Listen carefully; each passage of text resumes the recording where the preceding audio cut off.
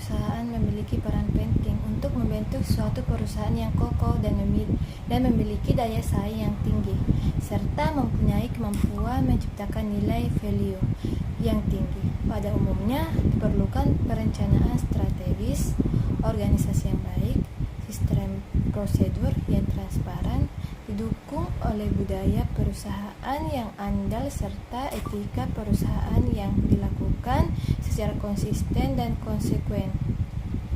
Hal lain adanya etika bisnis di luar perusahaan. Etika antar perusahaan di mana perusahaan berjalan tanpa ada gangguan dari perusahaan lain. Praktik bisnis tidak beretika akan menunjukkan hanya dilakukan dengan tujuan memaksimalkan keuntungan, maka membuat bisnis berujung pada kehancuran. Dalam suatu penelitian menunjukkan bahwa secara umum jika segolong pelaku bisnis menjalankan kegiatan tanpa memperhatikan etika, maka berakibat secara sistematik pada perekonomian dalam skala nasional maupun internasional. Sisi lainnya, persoalan moralitas pemangku kepentingan dalam praktik bisnis sering menimbulkan kerugian bagi perusahaan dan masalah pelestarian sumber daya alam, menyebabkan penurunan kualitas lingkungan alam. Perusahaan besar sering kali dalam usahanya mengotori lingkungan tanpa mendaur ulang atau menyaring limbah industri dalam produksinya, dan bahkan membuang tanpa proses pengolahan lebih lanjut.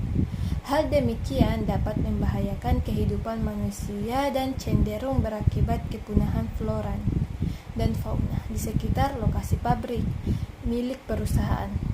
Krisis ekonomi juga dapat disebabkan perputaran roda perusahaan yang baik dan perusahaan yang baik. Kode etik menjadi komitmen perusahaan multinasional yang bergerak dalam bidang agrikultur. Mereka melakukan klaim bahwa perusahaan memiliki kode etik internal yang menjadi komitmen perusahaan kepada karyawan, yaitu 1. Konsekuensi perbuatan salah, 2. Tempat kerja yang inklusif, 3. Lingkungan kerja yang aman, sehat, dan selamat, 4. Bebas narkoba dan alkohol, 5. Larangan kekerasan di tempat kerja, 6. Penghormatan terhadap hak asasi manusia, 7. Privasi informasi pribadi. Kode etik eksternal yaitu komitmen perusahaan terhadap mitra pelanggan dan pemasok antara lain. 1. Pengawasan produk dan pelayanan yang ramah, 2.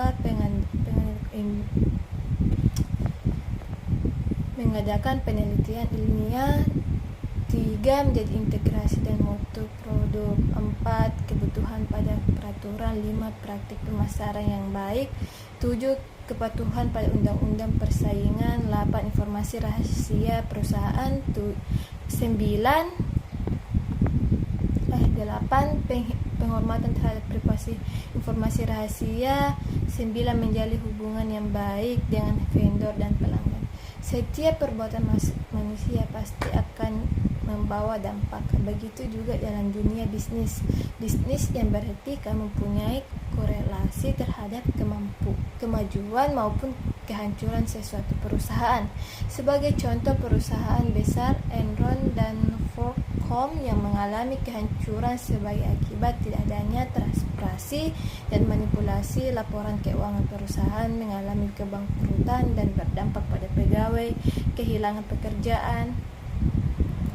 Praktik etika bisnis akan menguntungkan semua pihak, diantaranya menciptakan iklim persaingan usaha yang sehat, mempunyai hubungan baik dengan para pemangku kepentingan, mencegah kemungkinan terjadinya pemecahan, meningkatkan etos kerja, melindungi kebebasan berniaga, mampu meningkatkan keunggulan bersaing, menjaga kelestarian lingkungan, sosial, budaya, dan sumber daya alam, menjaga disabilitas perekonomian negara. Dengan adanya transparansi akan membatasi ruang gerak praktik korupsi, kolusi, dan nepotisme.